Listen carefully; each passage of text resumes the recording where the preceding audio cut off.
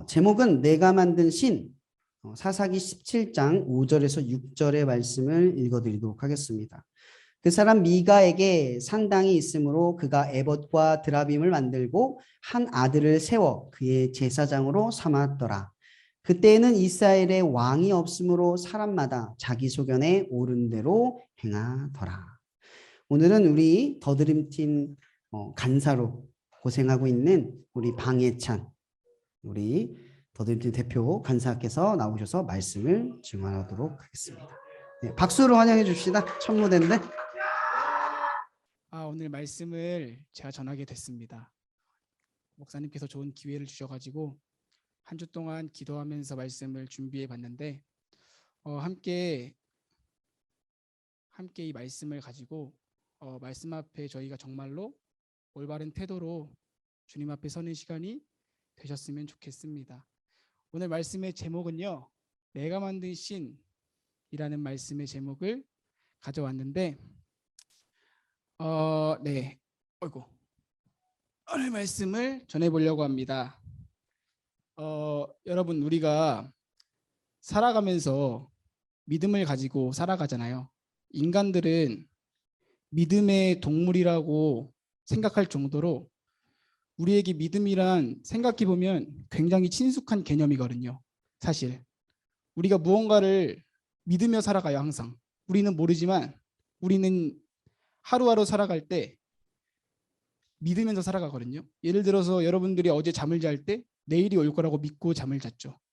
또 오늘 여러분들이 이 자리에 있을 때 이 건물이 무너지지 않을 거라는 믿음이 있고, 여러분이 핸드폰을 켤 때 핸드폰에 전화를 누르면 켜진다는 믿음이 있어요. 우리들에게 믿음이라는 개념은요, 동떨어진 개념이 아니라 우리의 삶 속에서 아주 가까이 있는 개념이에요.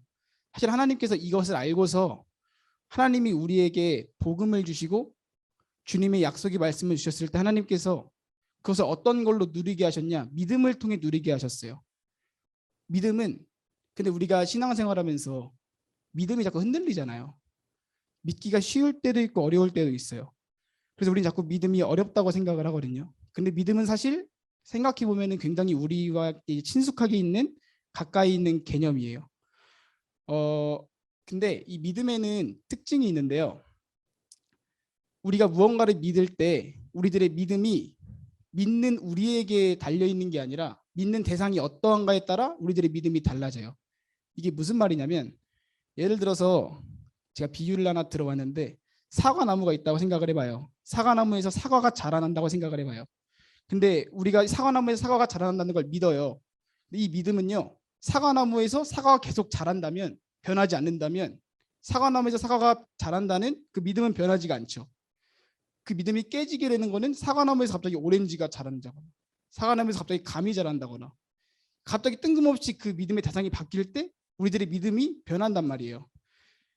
만약에 우리가 사과나무를 보면서 오늘은 오렌지 나무가 됐으면 좋겠는데, 오늘은 오렌지가 자라면 좋겠는데, 이런다고 사과나무가 오렌지 나무가 되진 않아요. 진리는 변하지 않는다는 말이에요. 그래서 우리가 무언가를 믿을 때요, 우리들의 믿음은 사실은 믿는 대상이 어떠한가에 따라 달려 있어요. 그래서 우리가 무언가를 믿을 때 제일 중요한 거는 우리들의 상황과 감정이 아니라요, 믿을 때 우리들의 상황과 감정이 어떠한가가 아니라 믿는 대상이 어떠한가를, 사실 그거를 중점으로 우리는 봐야 돼요. 우리가 무언가를 믿을 때도 그러한데 이 원리는 신앙생활에 똑같이 적용이 돼요. 우리는 신앙생활에서 예수 그리스도께서 히브리서 2장 20절에 뭐라고 말씀하셨냐면, 믿음의 주에 온전케 하시는 예수를 바라보라고 말씀하셨어요. 주님께서는 하나님 말씀이 변하지 않는 진리라고 이야기하셨거든요. 이사야서 40장 8절에 푸른 마르고 꽃은 시드나 우리 하나님의 말씀은 영원히 서리라. 하나님의 말씀이 변하지 않는 진리래요. 그 말씀을 붙들면 우리가 산대요. 그러니까 그 말씀이 있는데 우리의 상황이 어떻든지 간에 그 말씀이 변하지 않는다면 그 말씀을 향한 우리들의 믿음은 변하지 않는 거예요. 근데 자꾸만 우리들은요, 우리들의 상태와 감정, 우리들의 상황에 따라 우리들의 믿음을 판가름하죠. 믿음 생활하다가 혹시 막 믿음 기복이 생긴 적 없으신가요? 저는 되게 많았거든요. 어떤 날은 천국에 있는데 어떤 날은 지옥에 있어요. 전날은 막 하나님이 나와 함께 하시는 것 같다고 생각이 드는데 다음 날은 막 지옥 갈 것 같고, 막 이런 믿음의 감정의 기복들이 막 일어나는 게, 사실 그 믿음의 대상이 나한테 있어서 그래요. 나의 상황과 감정에 있어서. 그리고요. 믿음의 기준이 변하지 않는다면요. 하나님의 말씀의 기준이 진리가 변하지 않잖아요. 그러면 이 진리는 어떤 역할을 하냐면요. 우리가 죄를 짓고 무너지고 연약할 때 다시 그 진리를 보고 돌아올 수 있게 하는 이정표가 되어줘요. 우리를 지킨단 말이에요. 우리가 죄를 짓고 무너져 있을 때 이 진리가 만약에 변한다면 우리 이걸 믿을 수가 없겠죠. 근데 하나님 말씀이 변하지 않기 때문에 하나님은 우리를 사랑하시고 하나님은 우리를 위해 죽으셨고 이루신 진리가 그대로 있기 때문에 우리는 죄를 짓고 넘어져도 거기로 나아갈 수가 있는 거예요. 우리의 상황이 어떻든지 간에. 근데 이제 그래서 가장 중요한 거는 아까 목사님이 기도할 때 말씀하셨는데 말씀을 지키는 게 그래서 중요해요. 왜 옛날에 사람들이 하나님 말씀을 지키기 위해서 목숨을 걸었잖아요. 제가 옛날에 감리교 신학대학교에서 더 북이라는 뮤지컬을 봤는데 더 북, 성경이 쓰여지기 위해서 수많은 사람들이 순교하고 목숨 바치면서 성경을 지켰어요. 말씀 한 구절 한 구절을. 왜 지켰겠어요? 말씀을. 왜 그리고 왜 지금도 성경 이제 대한성서공회에서 성경 하나 한 자를 바꾸는데 수백 명의 전문가들이 가가지고 그 한 자가 어떻게 바뀌고 이런 거를 파악해서 바꿔요. 절대 성경은 바꿀 수도 없고 해석도 할 수 없이 명확한 진리를 그대로 변치 않게 가져가려고 해요. 왜냐하면 성경은 그렇게 지금까지 지켜져 왔고 하나님이 주신 진리이기 때문에 변해서는 안 돼서 그래요. 그래서 성경의 진리를 지킨다는 거, 하나님 말씀이 변하지 않는다는 거, 우리가 이 말씀을 변질시켜서는 절대 안 된다는 거예요. 사실. 근데 오늘 말씀을 보면요. 이 말씀을 우리들의 상황과 감정에 따라 변질시키면은 어떻게 되는지에 대해서 이야기가 나와요.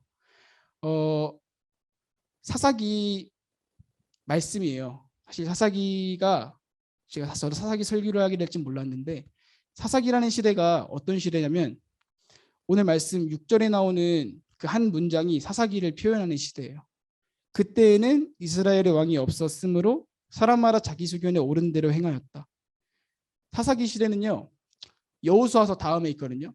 여호수아를 통해서 하나님이 이스라엘 백성들을 그 가나안 땅을 정복한 다음에 가나안 땅에 들어와서 정착하고 산 다음에 일어난 게 사사기예요. 가나안 땅에 들어와서 이제 배 따시고 아주 행복하니까 이스라엘 백성들이 하나님을 잊기 시작해요. 사사기 말씀을 보면요. 정말 끝도 없이 주님을 배반해요. 하나님을 배역하고요. 자기가 원하는 대로 살아가요. 그리고 하나님께서 그들을 이방 민족에게 또 넘겨주면 그때서 또 뉘우치고 돌아오는 척 하다가 또 돌아오면 바로 죄짓고 이게 정말 계속 반복이 돼요. 사사기 내용에서. 이스라엘 백성 역사가 그렇죠. 계속해서 반복이 되죠. 근데 이러한 시대 가운데를 우리가 보고 사사기라는 시대는 왕도 없고 기준도 없고 아무 진리의 명확한 기준도 없이 그냥 사람들이 자기가 원하는 대로 행하며 살아왔던 시대라는 것을 우리가 알아야 돼요. 사사기라는 시대에서 오늘 본문의 말씀에서 미가라는 사람이 등장을 해요. 근데 이 미가라는 사람이 누구냐? 미가 나움에 나오는 선지자는 아니고요. 미가라는 한 에브라임 산지에 사는 사람이에요. 에브라임 산지는 이스라엘 그때 가나안 땅의 북쪽 지역에 있던 데였는데 이스라엘 땅이에요. 그리고 이 미가라는 사람은 하나님을 몰랐던 이방인이 아니었어요. 하나님을 알았던 이방인이었어요. 근데 이 미가라는 사람이 어떤 일을 했냐? 17장 초반부를 보면은 미가와 그의 어머니 간의 갈등이 나와요. 어떤 얘기냐면 되게 웃긴데 처음에 미가가 자기 엄마 은 1,100냥을 훔쳐가요. 그리고 나서 이제 걔네 엄마 그 미간의 엄마가 갑자기 훔쳐간 사람을 막 저주해요. 훔쳐간 사람 누구냐? 아 죽여버리겠다. 근데 미가가 쫄은 거예요. 그래서 회개하면서 엄마한테 막 가가지고 막 자기가 돈을 훔쳐갔으니까 여기 있다 돈이 이렇게 갑자기 엄마한테 자진 고백을 해요. 미가가. 근데 갑자기 이 엄마가 자기 앞에 회개한 미가를 보면서 되게 감동 먹었나 봐요. 저도 웃긴데 감동 먹어가지고 갑자기 미가를 축복한대요. 그래서 미가를 축복한다고 하고 이 은 1,100냥을 가지고 아 하나님을 위해 거룩하게 쓰겠다. 너가 회개하고 뉘우친 돈이니까 내가 하나님을 위해 거룩하게 쓰겠다고 이야기해요. 여기까지는 좋죠. 하나님을 위해 거룩하게 쓰겠대요. 근데 미간의 엄마가 어떤 걸 하냐면 은 1,100냥 중에 300냥을 가지고 신상을 만들어요. 하나님을 위해 쓰겠다고 하면서 신상을 만들어요. 근데 그의 마음과 본질은 뭔가 하나님께 비슷한 것 같았죠. 하나님을 위하여 한다는 것 같았는데 갑자기 신상을 만들고 하나님이 하지 말라는 율법을 범법한 거예요. 출애굽기 20장 23절에는 분명히 주님께서 이스라엘 백성한테 너희는 나를 비겨서 은으로나 금으로나 너희를 위하여 신상을 만들지 말라라고 주님이 말씀을 하셨는데, 이 미간의 엄마가 갑자기 신상을 만든다고, 하나님을 위해서 만들겠다. 신상을 만든대요.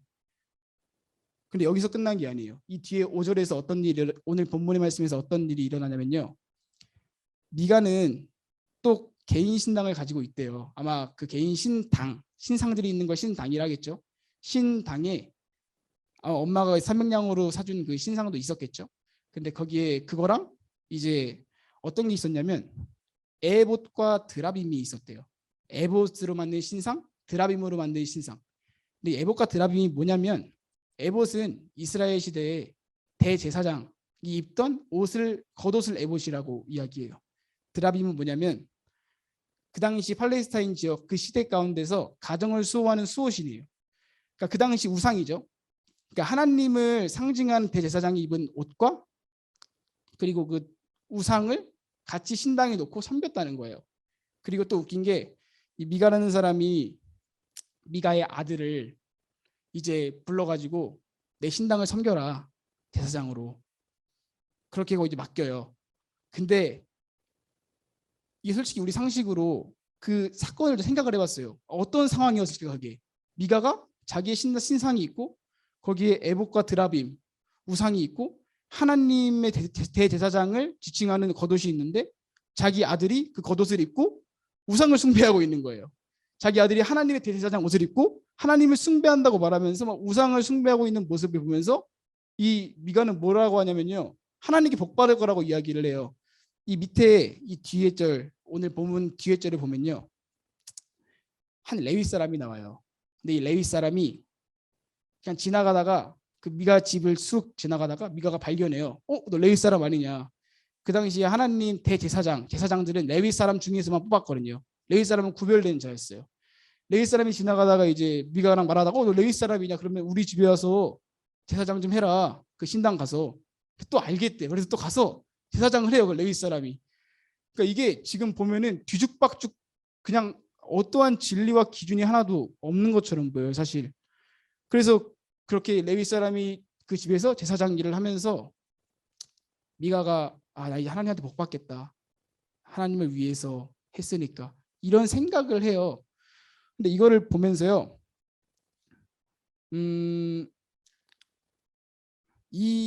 이것을 하나님이 어떻게 보실까라는 생각이 들었어요. 사실 얼마나 가증한 모습이에요, 하나님 앞에. 진짜 하나님은 분명히, 구약의 하나님이 어떤 하나님이었어요? 구약의 하나님의, 우리가 구약을 볼 때 하나님에 대한 기준이 두렵지 않으세요? 지금 우리는 하나님을 믿을 때 하나님이 예수 그리스도 보내셔서 우리를 위해서 죽으셨고 그 복음이 우리한테 있으니까 사실 하나님이 우리한테는 사랑으로 와닿아요. 사랑이 맞으시고. 그리고 근데 이스라엘 당시 하나님은 율법과 공의의 하나님이셨거든요. 하나님은 죄를 지으면은 반드시 누군가 죽어야 된다는 것을 보여줬어요. 그게 그 사람이든 간에 아니면 그 재물이든 간에 누군가는 그 사람의 죄 때문에 죽어야 되는 걸 보여주셨고, 하나님 말씀에 거역하는 사람들, 아니 그 여호수아랑 갈렙한테 거역한 고라 자손들 다 그냥 갑자기 땅 갈라져가지고 다 들어가서 한 번에 죽여버리신 게 주님이셨는데, 주님이 이스라엘 백성 그 역사를 보면요, 두려워요. 무서워요. 죄와 타협하지 않고요, 죄를 극도로 싫어하시고요, 거룩하시고요, 정결하신 게 주님이세요. 근데 이 주님을 과연 미가가 몰랐을까요? 하나님에 대한 개념을. 이스라엘 백성들은 다음 세대 아이들한테 하나님이 어떠한 분이신지를 알려주잖아요. 하나님이 나의 어떠한 주님이셨고, 그거를 성경에서 끊임없이 이야기를 해요. 내가 그 하나님이 그때 모세가 이스라엘 백성들한테 끊임없이 너희 다음 세대들한테 내가 어떠한 주님이었는지를 말해줘라. 하나님이 어떠한 하나님이었는지를 말해줘. 하나님이 너희를 어떠한 죄에서 구원하셨는지를 말해줘라 라고 이야기한단 말이에요. 분명히 이 미가가 주님을 모르지 않아요. 그 주님을 위해서 신당을 지었다고 했잖아요. 하나님이 어떤 분이신지 알았어요. 근데 미가한테는 명확한 기준이 없었던 거예요. 자기의 상황과 자기의 감정에 따라 하나님의 말씀을 이리저리 써내니까 미가한테는 하나님의 명확한 말씀과 율법의 기준이 없었던 거예요. 저는 이 미가의 말씀, 이 말씀을 묵상하면서요, 미가한테서 가장 불행한 일이 뭐냐면요, 돌아갈 말씀이 없다는 거였어요. 제가 아까 처음에 말했지만 하나님의 말씀의 진리는요, 우리가 그 말씀을 믿을 때 그 말씀이 변하지 않기 때문에 우리는 죄를 짓고 무너졌을 때 하나님 말씀 앞으로 나아갈 수 있다 했죠. 하나님 말씀은 우리를 지키는 버팀목이 되어주고 우리가 언제든지 나아갈 수 있는 진리가 되어줘요. 우리가 죄를 짓고 무너지고 연약해도 하나님은 변하지 않기 때문에 우리는 주님 앞에 나아갈 수 있는 건데, 이 당시 사사기 시대 그리고 미가라는 사람을 통해서 주님이 보게 하신 거는 명확한 기준을 자기의 상황과 감정에 따라 자꾸 바꾸는 거예요. 내 입맛에 따라 하나님을 고르는 거예요. 난 이런 하나님이 좋아. 나는 우상도 섬기고 싶고 하나님도 섬기고 싶으니까 우상도 좋아하고 나도 좋아하는 주님, 그런 주님을 자기가 만들어내가지고 하나님을 섬기기 시작하니까, 아니 명확히 돌아갈 진리가 없는 거예요. 차라리 그냥 우상만 섬기고 있다 보면은 이게 잘못됐다는 걸 알고 돌아갈 기준이 있는데, 돌아갈 기준이 말씀이 있는데, 미가는요 돌아갈 기준이 말씀이 없어요. 그냥 자기가 행하는 대로 하는 걸 옳다고 생각하며 살아가요.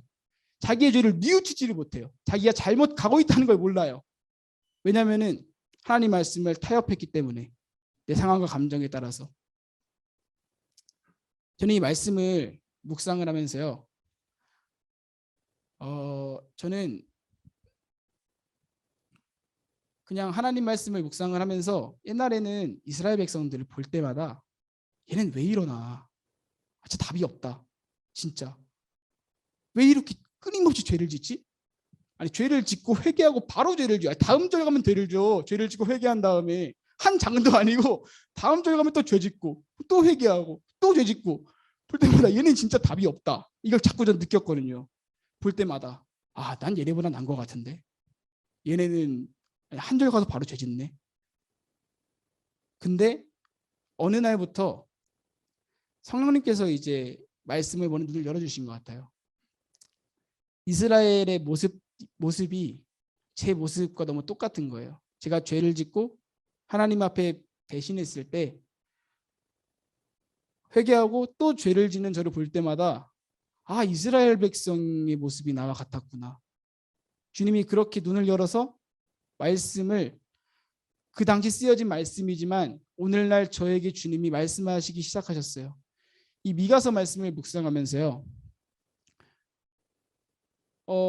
하나님은 저한테 이런 질문을 하셨던 것 같아요. 너는 나의 말씀을 지키고 있니? 너는 나의 말씀을 타협하지 않고 지키고 있니? 우리는요, 우리들의 원함에 따라서요, 하나님을 만들어낼 때가 사실 많아요. 우리는 사랑의 하나님이 좋잖아요. 공의의 하나님은 싫어해요. 율법의 하나님은 싫어해요. 그냥 우리를 사랑하는 주님이면 좋겠어요. 그러면서요, 우리가 믿음 생활하고 힘들고 어려우니까 자꾸 죄를 짓고 무너지고 죄책감 많이 드니까 죄를 미워하시는 하나님의 속성은요, 슥 빼버려요. 내가 믿는 진리에서 하나하나 슥슥 빼요. 자기를 부인하라고 하셨네. 너무 힘들어. 나도 모르게 슬슬 타협을 해요. 하나님의 진리의 말씀들을 타협하다 보면요, 오늘 미가처럼 사사기 시대 사람들처럼 우리는 돌아갈 곳이 없어져요. 그게 정말 사실 전 두렵더라고요. 말씀을 준비하면서 내가 하나님 말씀을 하나하나 타협하고 있었구나. 정말 이 사사기 시대 사람들처럼 사랑의 하나님이 아니라는 게 아니에요. 하나님이 사랑이시죠. 하나님 사랑이시고 우리를 위로하시고 우리와 함께 하시죠. 근데 그럼 공의의 하나님은 하나님이 아닌가요? 죄를 미워하시는 하나님의 속성은 하나님이 아닌가요? 우리는 우리들의 원함에 따라서요, 하나님의 말씀과 기준을 너무나 쉽게 타협해요. 어려워. 타협해요. 이렇게 하나하나 타협해 나가기 시작하다 보면은요, 우리가 가는 길이 잘못되었다는 걸요, 우리는 사실 점점 잊어버리고 깨달을 수가 없어요. 이제 말씀을 좀 마치려고 하는데 말씀 좀 짧죠. 그래서 제가 신학교 다닐 때 저는 신학교 1학년 때 예수님을 처음 만났어요. 근데 하나님을 만나고 나니까 하나님 말씀대로 너무 살고 싶은 거예요. 하나님 만나고 나니까 하나님이 죄를 미워하신다는 걸 알겠고 하나님 말씀대로 너무 살고 싶은데 자꾸만 죄에 무너지는 거예요. 똑같은 죄에 똑같이 무너지는 거예요. 하루가 가지 않고 작심, 하루도 아니고 작심도 3시간? 게임을 정말 한 100번은 삭제한 것 같아요. 핸드폰에서 유튜브에 100번 삭제한 것 같아요. 진짜. 끝도 없이 삭제하고 깔고를 반복했어요. 그러면서 내 게임하는 게 죄라는 건 아닙니다. 그렇게 하나님 말씀 앞에 서고 싶었던 거예요. 그런 태도로. 근데 그럴 때마다 자꾸 안 되네. 안 되네. 안 되네. 난 죄인인가 봐. 안 되네. 안 되네. 이런 게 반복되다 보니까요. 하나님의 말씀의 기준을 하나하나 타협하기 시작했어요. 죄를 미워하시는 건 아닐 거야. 아니, 어떻게 인간이 죄를 안 짓고 살아? 어떻게 인간이 하나님 말씀 앞에서 인간이 죄인인데 어떻게 죄를 안 짓고 살아? 이 정도는 괜찮겠지. 자기를 부인하는 거, 예수 그리스도를 따랐던 사람들의 삶, 다 인생을 버리고 주님을 따랐던 사람들의 삶, 그 사람들의 이야기겠지. 나는 아니겠지. 하나하나 주님 말씀을 타협하기 시작했어요. 제 마음속에서. 그러다 보니까 어리석음과 짬뽕된 진리가 제가 만든 신을 제가 믿고 있는 거예요. 성경에 나온 하나님이 아니라 진리의 주님이 아니라. 그래서 근데 그때 제가 정말 마음이 힘들었던 거는 제가 잘못됐다는 걸 깨달았는데도 돌아갈 길이 없는 거예요. 돌아갈 진리가 뭔지를 모르겠는 거예요. 하나님이 누구지? 제가 막 하나님 말씀 앞에 살려고 몸부림치고 2년 동안 막 해왔는데 제가 진리를 하나하나 타협하면서 진리를 변질시키다 보니까 내가 잘못 왔구나 라는 걸 깨달았는데 하나님이 누구신지를 모르겠는 거예요. 근데 주님이 누구시지? 그럼 내가 지금 믿는 주님은 주님이 아닌가? 이러한 혼잡한 생각들이 막 찾아오면서 어디로 가야 될지 방향을 잃어버리더라고요. 그러면서 하나님 앞에 그때 그냥 엎어져서 기도했던 것 같아요. 주님이 은혜를 부어주셔서 깨닫게 하시고 회개하게 하셨죠. 저는 여러분들한테 오늘 말씀을 통해서요. 함께 이 말씀 앞에 저희가 서면 좋겠어요. 우리가 쉽게 하나님 말씀을 타협하고 우리들의 연약함 때문에 우리들의 나약함 때문에 하나님의 진리의 말씀들을 우리는 하나하나 타협해 나가기 시작해요. 근데 우리가 연약해도요. 우리가 죄를 지어도요.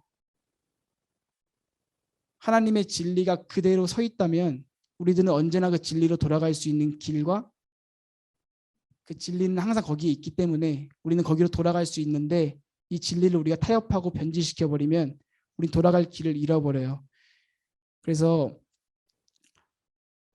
이 진리를 우리가 정말로 타협하지 않고 말씀에 나오는 주님을 정말 우리가 믿었으면 좋겠고 우리들의 종교와 습관대로 우리들이 만든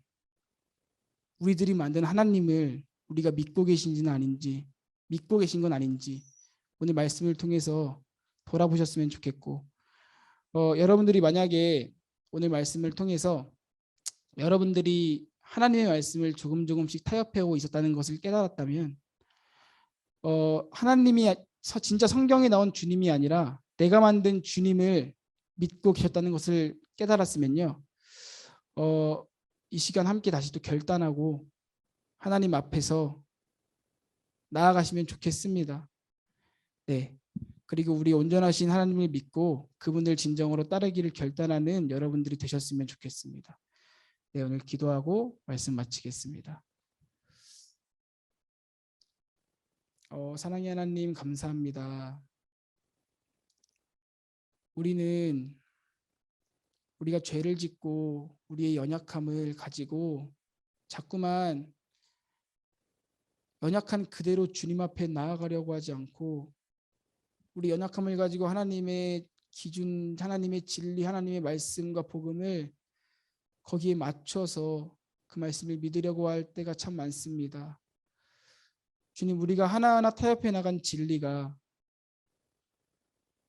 결국 우리가 어디로 나아가야 할지 모르는 고아가 되어서 잘못 가고 있는데도 불구하고 잘못 가고 있는 걸 아는데도 불구하고 돌아갈 길이 없어 헤매는 그런 불쌍한 자들이 되지 않게 하시고 우리들이 하나님 말씀을